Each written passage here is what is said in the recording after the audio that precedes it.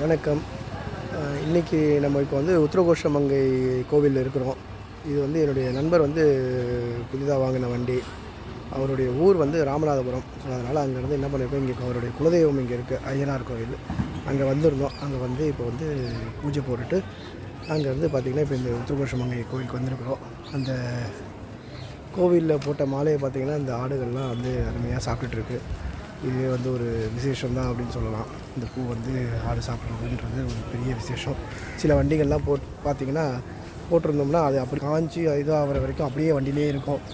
அது வண்டியை வந்து ரோட்டில் ஓட்ட அது வந்து சிதறி வெறும் நார் மட்டும் இருக்கும். இந்த மாதிரி வந்து ஆடு சாப்பிட்றது அப்படின்றது ஒரு சிறப்பு தான்.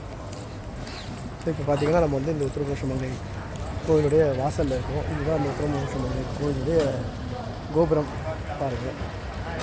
இதுதான் வந்து கோயிலுடைய முன் வளாகம். இப்போ அதுதான் வந்து நம்ம வந்து பார்த்திங்கன்னா கோவிலுடைய வாசல். இது வழியாக தான் நம்ம இப்போ உள்ளே போக போகிறோம். உள்ளே போய் அந்த உத்திரகோஷமங்கை வந்து தரிசனம் பண்ண போகிறோம். இது வந்து ரொம்ப வந்து பிரபலமான கோவில்.